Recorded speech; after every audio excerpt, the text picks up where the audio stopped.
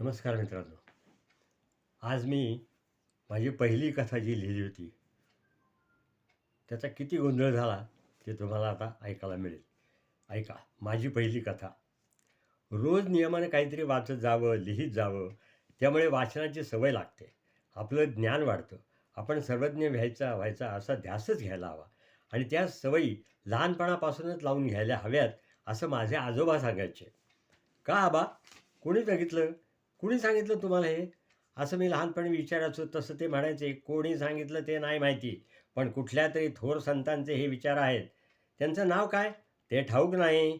पण बरोबर आहे ना? मग वाचा की पुस्तकं." आता हे मान्यच करावं लागायचं. कारण यापुढे प्रश्न विचारायचे म्हणजे संकटच ओढून घ्यायचं हो. तर स्वतः कधी पोथ्या, चरित्र असं काहीतरी ते वाचित असत. म्हणजे माझ्यासमोर तरी ते तेवढंच त्यांचं वाचन चालू असे. पण यामुळं माझ्यावरती मात्र परिणाम झाला हां. माझी वाचनाची आवड पाहून ते मला निरनिराळी पुस्तकं आणून देत. छोटी-छोटी गोष्टींची, कथांची. मी अगदी सगळी वाचीत असे असंही नाही. पण मग लेखनाविषयी माझ्या मनात थोडी गोडी उत्पन्न झाली. त्यावेळी कसलं लिखाण करणार आपण? अहो, आसपास घडत असलेल्या घटनांकडे तसं लक्ष यायला हवं. अनुभवांची शिदोरी तयार व्हायला हवी. शब्दांचं मोहोळ तयार व्हायला हवं.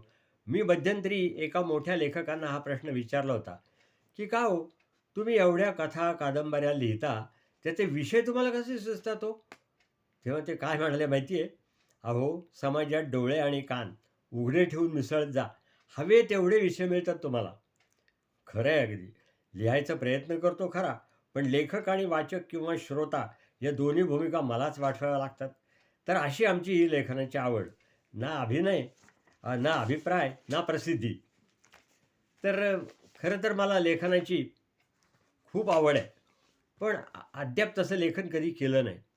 पण म्हणूनच जिद्दीनं मागील आठवड्यात एक कथा लिहून पूर्ण केली आणि अभिप्रायार्थ माझ्या एका लेखक मित्राकडे पाठवली.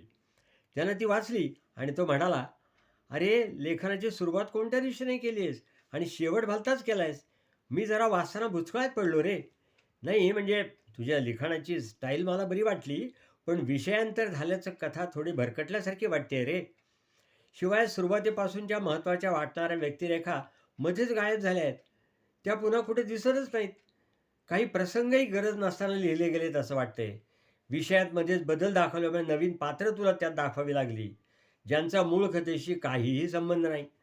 नातेसंबंधही तू नीट दाखवले नाहीस. त्यात एकमेकांवरती केलेल्या कुरघोड्या दाखवण्यात कथानक लांबलंय तुझं हे. कलह नको तिथे आणि नको इतका दाखवला आहेस." मी एकदम निराश झालो. त्याने लेखनात अनेक त्रुटी दाखवल्या होत्या. वाटलं कुठून याला कथा दाखवायची दुर्बुद्धी झाली. मी काळजीपोटी हळूच विचारलं, "बरं मग आता या कथेचं मी काय करू असं म्हणतोस तू?" मला वाटलं तो म्हणेल, "फेकून दे," असं काहीतरी म्हणेल तो. पण तो गंभीरपणे म्हणाला, "आहे. एक मार्ग आहे. ही कथा तू टीव्ही सीरियलसाठी पाठव, तेवढीच आशा आहे." मला एकदम पटलं. मी ती पाठवली देखील. आता उत्तराची वाट पाहतो आहे.